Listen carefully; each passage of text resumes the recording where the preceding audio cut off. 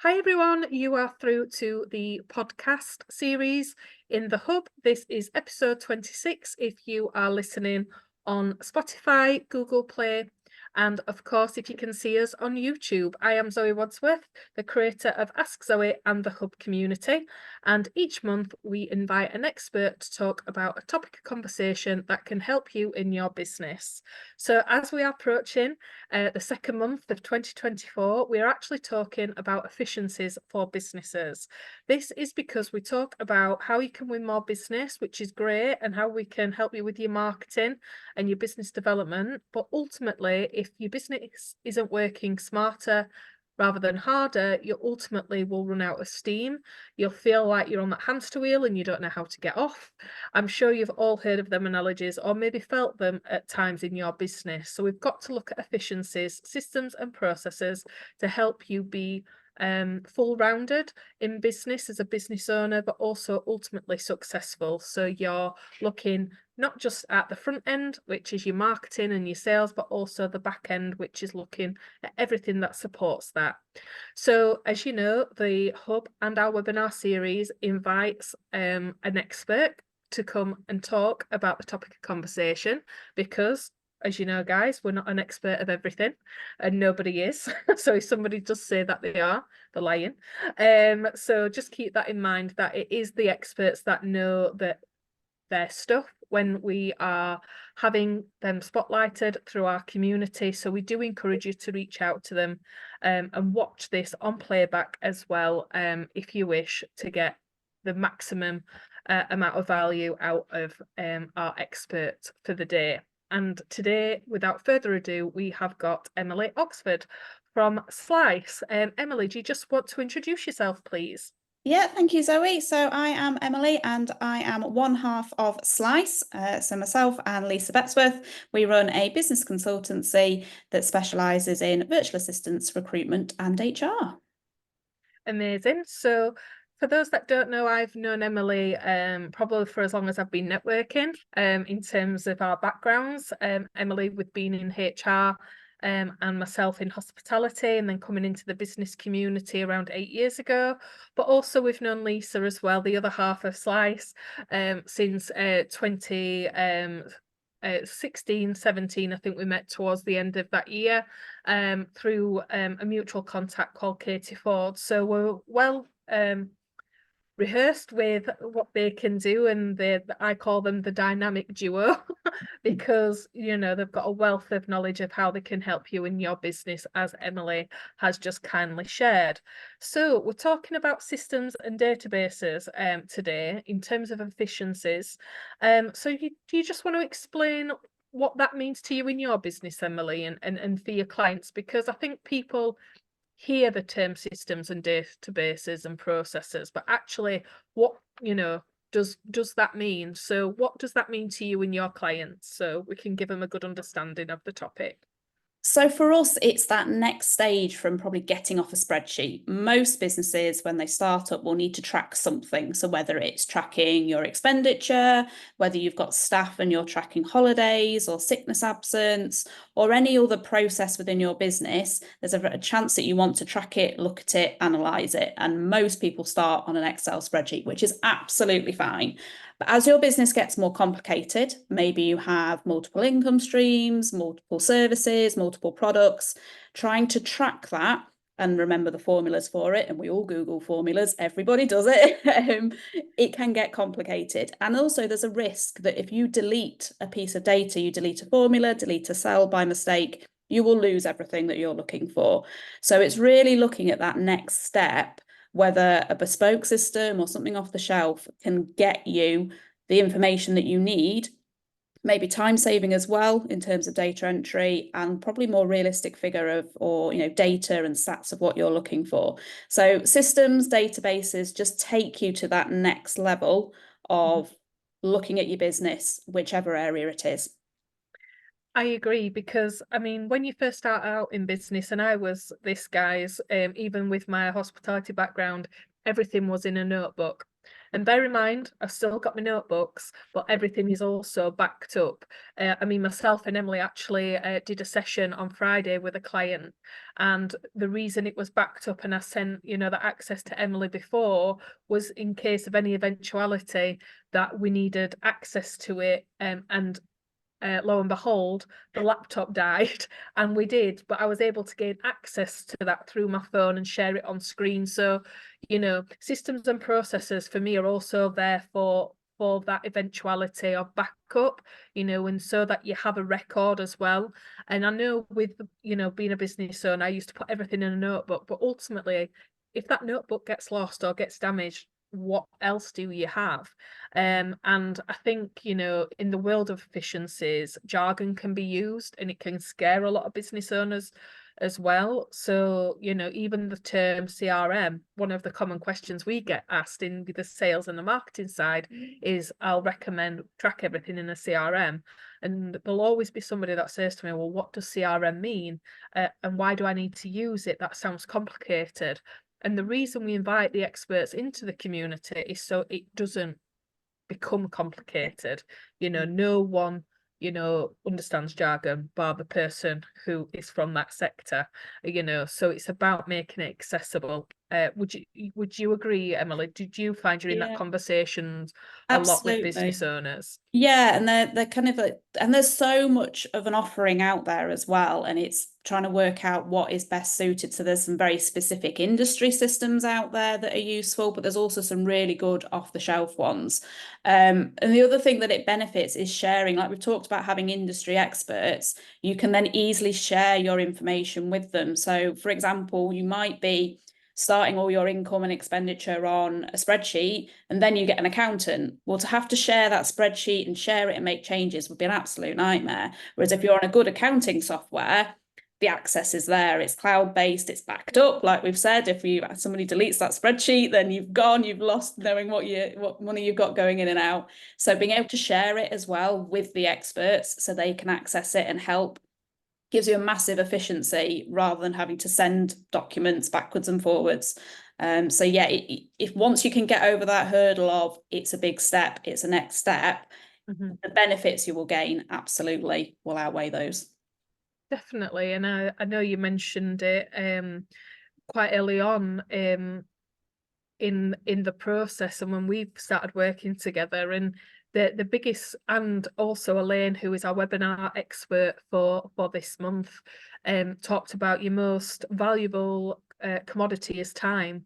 And I think as well, when people get over that fear of, look, this is the next step rather than a big step, a natural process in terms of development and moving your business forward through efficiencies and systems and processes, that the time that it gives you is, that benefit amongst anything else to do with what we've spoke about with backups and, efficiencies.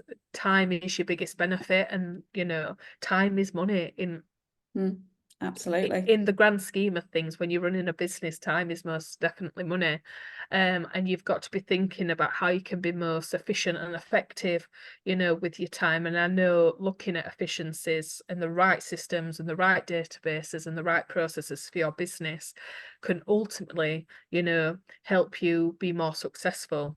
Do you just want to share kind of a little bit of an insight on how you do that yourself, Emily, at Slice? Yep. Because I know you're quite unique in terms of, when a business owner may think, okay, I'm running out of time, I need Yeah. maybe a new member of staff, but they may not have the systems and processes in to support that.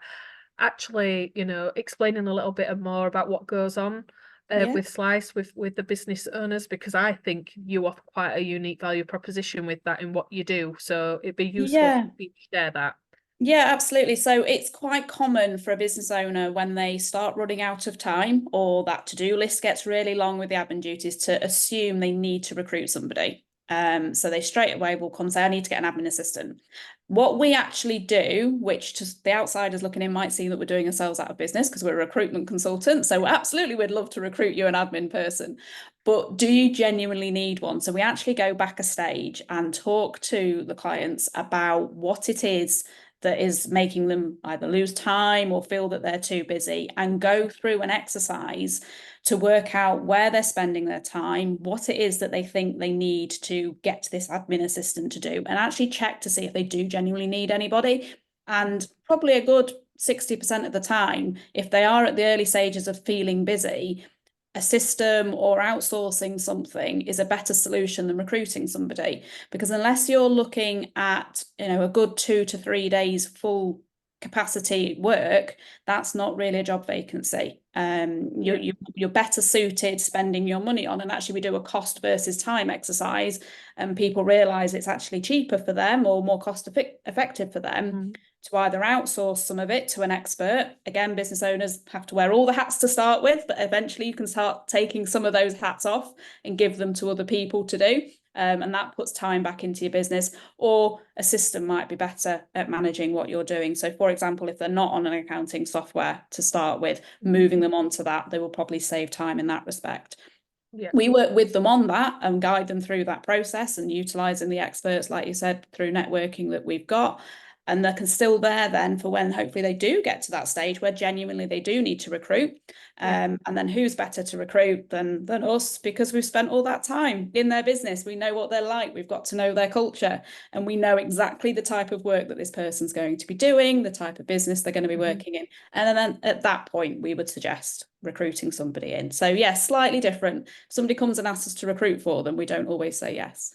Yeah, and that's why I wanted Emily to share that, because I think that is a quite a unique value proposition when you think of recruitment, in terms of doing kind of the legwork to make sure it is the right decision for the business. But ultimately they wouldn't be able to do that if they didn't recommend systems, databases and processes to ensure that that is the right decision. So really, in the back of this podcast, guys, I would recommend for yourself to reflect your own systems and processes within your business, because if you are contemplating your next staff member or what is the next stage for development, it's worth its weight in gold to speak to an expert like Emily and Lisa from Slice. So if someone is kind of considering that, Emily, and because we will have listeners with systems and processes in place, what is the biggest top tip you can give them if they are actually sat there listening to this podcast and thinking, well, yes, so I do have efficiency in place. Yes, we do have systems and databases, but we're still, not sure on that next step. So is there a top tip, anything you can recommend for that listener on today's podcast? Yeah, I think it's about looking where you are spending your time. Where do we always feel bogged down in a certain area? So it's that kind of natural gut feeling of, right, I feel bogged down in this area, and doing a bit of analysis of how much time you actually spend on it. We do a process we go through with clients is time against money. So looking at where you are spending the most time in your business and then putting your hourly rate against that. So if you were to charge a client for an hour of your time, what would you charge them? Put that against where your time and what you're spending on certain areas. And that will highlight where you are putting most of your time and therefore most of your valuable money time on that certain area. And that probably highlight which bit of your business you're spending a lot of time on. So, for example, if you're spending a lot of time managing, I don't know, staff, so their holiday entitlements, tracking their sickness, tracking who's off and when, if that takes a lot of your precious time, that's something that you could do better. You may have a system, but if it's quite a data entry heavy system rather than a self-service system where staff can log things themselves and it's got an automated process, it might be just that you got the first stage of a process in a system, but we can automate it and we can move into that stage. Getting into automations are amazing when things start doing things for themselves. Yeah, definitely. And I think that is the biggest thing you can do, guys, listening to this. If you haven't done one in a while, do a time management activity to really understand kind of where your best, resource is to be spent, and where you for example, our business, with the marketing strategy, I've come to the conclusion that I'm not the best person to type up the reports. One, because I'm dyspraxic. Two, because it takes me longer than it would, for example, using Slice's VA services, because I'm too attached to that project. So I've actually got to take an analytical approach on it, saying, yes, of course I can do it, but is that the best thing for the client and best thing for obviously the resource and the time? So we've actually learned that lesson in our business, but it was through doing that time management activity. And yes, we used to run an events company, so you would think we are quite good at time management, which we are, but sometimes you have to go back down to basics and kind of reassess things and relook.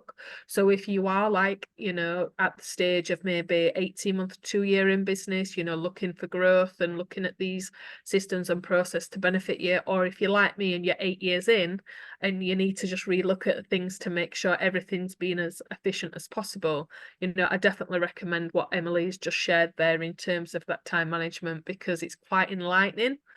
And I always give this example. When we originally did it, we were spending 16 hours one week and 19 hours another week doing admin and back office tasks. Now, if you times that by my hourly rate back then, it was roughly in the region of £750 to £1,500 that I could have been getting additional into my business if I would have outsourced. But we're only, just, actually listening to that data to improve them efficiencies. So, it's about implementing what your stats are also telling you when you do that task. So my recommendation is, take that top tip from Emily, listening to this podcast episode, but also make sure you put in action against it and having these conversations with Emily, or somebody that you're working with currently, because you may have a virtual assistant existing in your business. I know everyone's going to be at different stages, but 100%, guys, we've seen that as a massive benefit for us. So we do recommend it for yourself as well.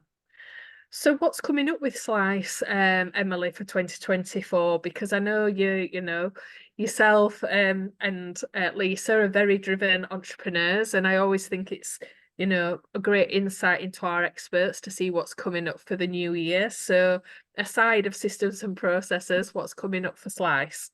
So we've got the HR side of Slice is the newest side. So that was only launched 18 months ago. So still, if you sort of take that as a little mini business on its own, that's still in its infancy, and we're still sort of working that out, growing our offering and expanding the services that we provide on there. So there's definitely some exciting projects in the pipeline to offer more than just your standard retainer HR support. There's some, again, with some systems, I've got to throw a system in there somewhere.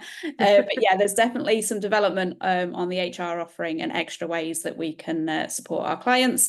And then in terms of Slice as a business, we are wanting to sort of share our knowledge. So very much doing things like this. We're putting on some events throughout the year. We've got a employment law seminar coming up in March. For anyone that's slightly up to date with employment law, they'll realise there hasn't been much for 3 years and it's all coming in one go. So we're going to do a seminar on all of that that's coming up. And then we're going to do some regular events where we have guest speakers coming and telling us all about their area of expertise. And again, providing that slice of advice that we give to help business owners progress and grow within their business. We want to see businesses, particularly in the local area, grow and flourish. And if we can be a part of that, that's amazing. Amazing. And I'm really looking forward to that growth as well. We've kindly been invited by Emily and Lisa with the Slice of Advice event coming up in March, which is the last Thursday of the month at 12:30. So if anyone is listening to this and local to the South Yorkshire area and thinking, actually, I would like to attend, do reach out to us on the podcast channel through commenting or through emailing me at hello@askzoe.co.uk. And of course, we'll put you in touch with Emily and Lisa and, get you booked on to that event through the booking link. But yeah, very much so. I see that on a day-to-day basis that, you constantly, are giving that value, through, being kind enough to join me on today's, podcast, to running these seminars and events just to give that additional value. Because one thing I would say, it positions you as the experts, and that's invaluable, within networking and your marketing strategy. And one of the reasons we've invited you along today to, just share your insights, to our hub community, but also to the wider audience within our network, because it's about demystifying efficiencies and looking at your right systems and your processes that work for you. And that's the reason why it's so important, guys, to go and speak to an expert, because not one size fits all, but they can, you can do the basics and you can do the due diligence with Emily and with Lisa to make sure that whatever that next step is in your business, it's the right step. However scary it may be at first, I can promise you're in good hands. So if anyone is listening to this, Emily, and they think, yeah, I'm at the start of my journey, I'm looking at VA services, for example, or I'm quite well into my business journey, but I'm not sure, where to go next with recruitment, or even just systems and processes for additional support. How would they be best getting in contact with you following today's episode? Well, if you search for me on LinkedIn, so Emily Oxford on LinkedIn, I am fairly active on there, whether that be posting, commenting, sharing things. That's how I find, and again, sharing knowledge. So LinkedIn's probably the best place to find me, or my email address is emily@slicesolutions.co.uk.